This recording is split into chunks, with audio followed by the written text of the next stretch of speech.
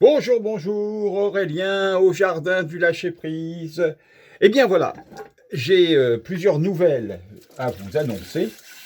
Alors la première, c'est que l'électricité au jardin est revenue. Ça n'a pas l'air de se voir comme ça, mais oui, l'électricité production autonome est revenue au jardin.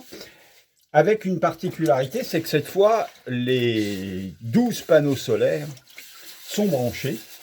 Reste à avoir les batteries, à affiner un petit peu pour que les choses fonctionnent absolument comme il faut. Mais, alors là, je suis en train de faire la vaisselle, mais quoi qu'il en soit, et c'est cela que je veux partager avec vous, c'est que avoir de l'électricité EDF et de l'électricité autonome, ça n'est pas du tout la même histoire. Qu'est-ce que je veux dire par là? Je veux dire que l'électricité autonome ne permet pas de faire n'importe quoi comme à la maison. C'est-à-dire que vous ne pouvez pas entrer dans une pièce, allumer la lumière et ressortir en oubliant d'éteindre la lumière. Ça, c'est un premier exemple. Mais ce n'est pas le seul, parce qu'en fait, si vous rentrez dans une pièce, que vous laissez la lumière allumée, que vous ressortez, que vous revenez, que vous recommencez la même chose dans la pièce d'à côté, et ainsi de suite, eh bien, l'électricité autonome ne supportera pas le fait d'avoir toutes les lumières allumées en même temps partout.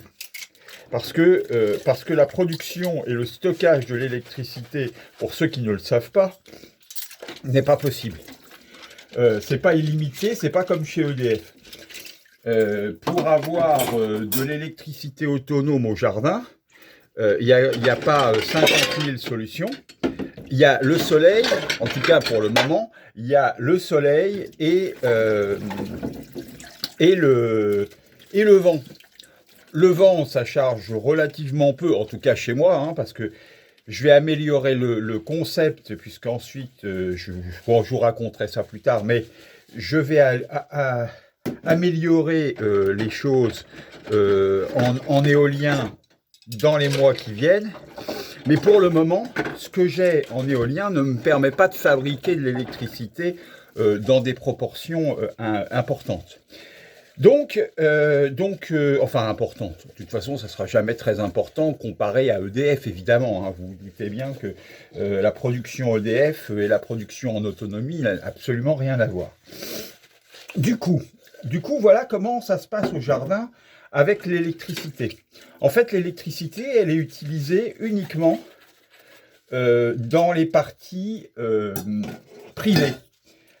À savoir, quand je dis privé, c'est à savoir là où on est seul. Mais je vais mettre des minuteurs pour que la lumière s'éteigne au cas où quelqu'un oublie d'éteindre les lumières. Parce que on se rend vraiment très très mal compte de l'impact que ça peut avoir quand on ne vit pas avec de l'électricité maison. Quand on est avec EDF, vous pouvez faire n'importe quoi de toute façon, enfin à peu près n'importe quoi.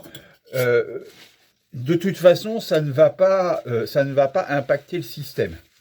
Par contre, en autonomie, comme je le disais tout à l'heure, non seulement ça impacte le système, mais ça impacte tout le monde dans le système, parce qu'une fois que l'électricité est HS, on n'a plus d'électricité.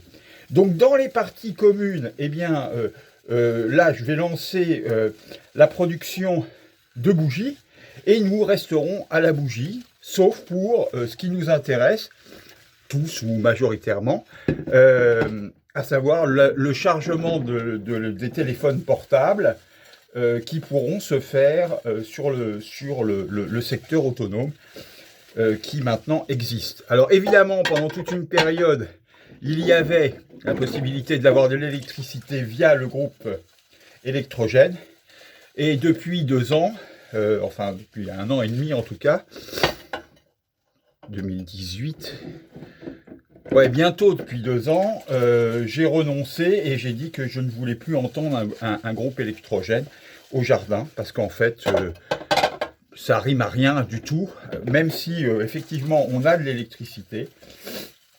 Eh ben, je ne veux pas qu'on utilise le groupe électrogène. Certes, on peut l'utiliser si on fait des travaux, mais comme moi, je fais jamais de travaux, ou très peu, je n'ai pas besoin de groupe. Voilà, bon, j'arrête cette vidéo et j'en refais une autre